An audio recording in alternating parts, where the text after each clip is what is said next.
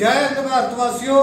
हम साबका सैनिक संघर्ष कमेटी पंजाब और इंडिया की बहुत सी स्टेट्स में हमारी ब्रांचेस हैं, हमारे जो है कमेटी बनी हुई है।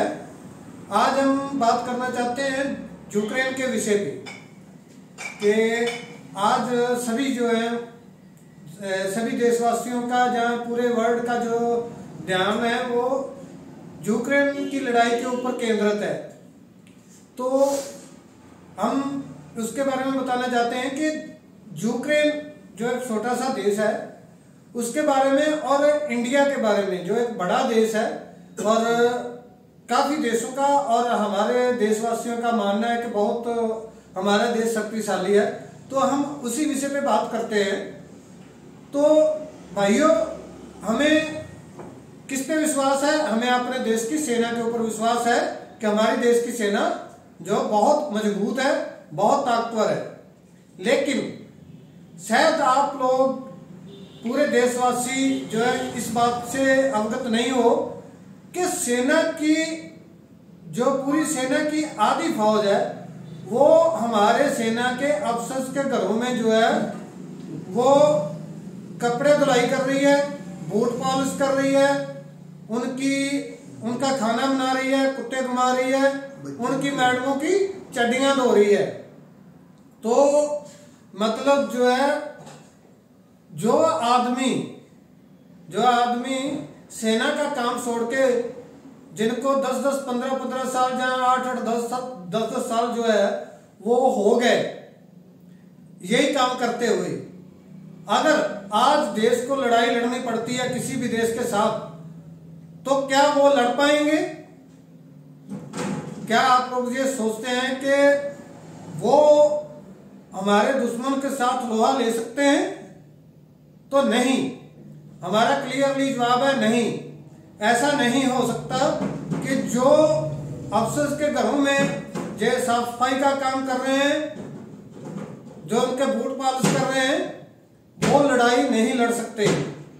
और दूसरी बात, यूक्रेन की लड़ाई ने एक बहुत बड़ा सबक दिया है। वो आप सभी ने देखा होगा कि दूसरे देश जो है आपको हथियार दे सकते हैं, मिसाइल्स दे सकते हैं, रॉकेट लॉन्चर दे सकते हैं, रॉकेट दे सकते हैं, लेकिन आपके लिए लड़ाई नहीं लड़ेंगे। वो आप अपनी जो है सेना नहीं भेजेंगे। सेना अपने देश की आप ही अपने देश को लड़ना पड़ेगा उसके लिए। और यहां पर मैं आपको यह भी बता दूं कि आधी फौज जो है अफसर के घरों में जो है वो उनके घरों में बूट पॉलिश कर रही है, खाना बना रही है, उनके कपड़े धुलाई कर रही है। तो जो मिसाइल या जो वेपन हमारे इंडियन आर्मी के अंदर जो नए आए हैं उनके बारे में उनको कुछ नहीं मालूम, उसके बारे में कोई नहीं जानता, क्योंकि ट्रेनिंग होती नहीं है। ट्रेनिंग होगी भी कहां से? आधी फौज जब चले जाएगी अफसर के घरों में, कुछ आदमी छुट्टी पे हो जाएंगे, जो थोड़े बहुत रह गए उनसे पूरा दिन ड्यूटी जो है पूरी नहीं होगी। और आप सेना के अंदर जाते हैं तो आप लोगों को लगता है कि सेना के अंदर बहुत डिसिप्लिन है। आप लोग क्या देखते हो? आप लोग देखते हो वहां पे जो पेड़ है उनको कली, गेरू, उनको कलर किया हुआ है। जो सड़कों के ऊपर कोई गंदगी नहीं है, तो आप लोग सोचते हो ये डिसिप्लिन है। ये डिसिप्लिन नहीं है, ये फौज का सत्यानाश हो रहा है। पूरा दिन सेना इन्हीं कामों में लगी रहती है और जो उसका अपना काम है वो अपने काम को भूल चुकी है, उनको अपना काम नहीं आता है। एक्चुअली में सेना का काम होता है कि जो नए वेपन है वो ऊपर से लेकर के नीचे तक सभी जवानों को आता हो। आज के टाइम पे जो मैं बात करूं तो अगर 100 आदमी के पीछे एक आदमी को एक वेपन चलाना आता है, बाई दी वे उसी को कुछ हो जाए, वो शहीद हो जाए या कुछ और हो जाए, उसको जख्मी हो जाए, तो बाकी 99 जब उस वेपन को चला नहीं पाएंगे, उस वेपन का फायदा ही क्या। और आज लड़ाई है तकनीक की। तो आप इस बात को समझिए कि जब वहां पे ड्यूटी पूरी नहीं हो रही, ट्रेनिंग कौन करेगा, वेपन के बारे में जानेगा कौन। अगर आज आप देखें, चाहे वो यूक्रेन है, चाहे कोई छोटा मोटा देश है, जहां एक छोटा सा सबसे छोटा देश और शक्तिशाली देश माना जाता है इजराइल, चाहे वो, आज देश के सभी देशों में से सबसे जो कमजोर सेना है वो हमारे इंडिया के पास है। और वो कमजोर इसलिए नहीं है कि सेना के जवानों में ताकत नहीं है, वो कमजोर है हमारी सरकारों की अनगहली की वजह से, नलायकी की वजह से।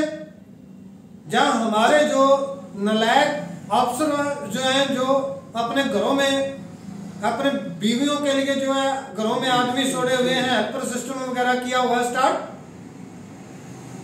वो जो है इन नलायकों की वजह से कमजोर है हमारी इंडियन आर्मी। अभी आपने सुना होगा कि अमृतसर पंजाब में एक बीएसएफ के जवान ने जो है अपने साथियों सहित जो है वो 7 आदमी मारे गए और कुछ जख्मी हो गए।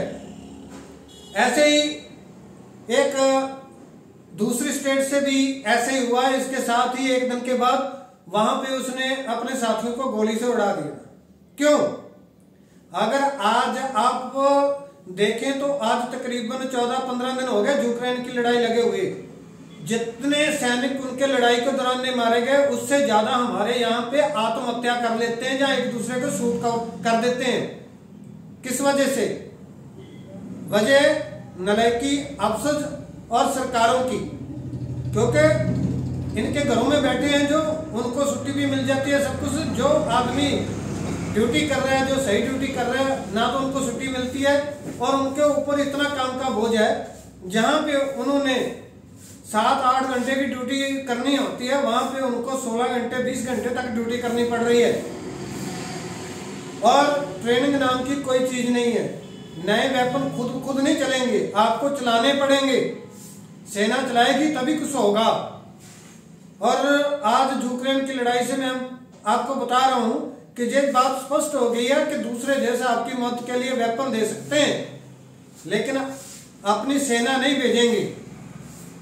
तो हमारी सेना में जब किसी को कुछ आता ही नहीं है, तो जो वेपन आएंगे भी, चाहे वो रसिया दे, चाहे अमेरिका दे, चाहे कोई और देश दे, वो हमारे लिए बिल्कुल बेकार।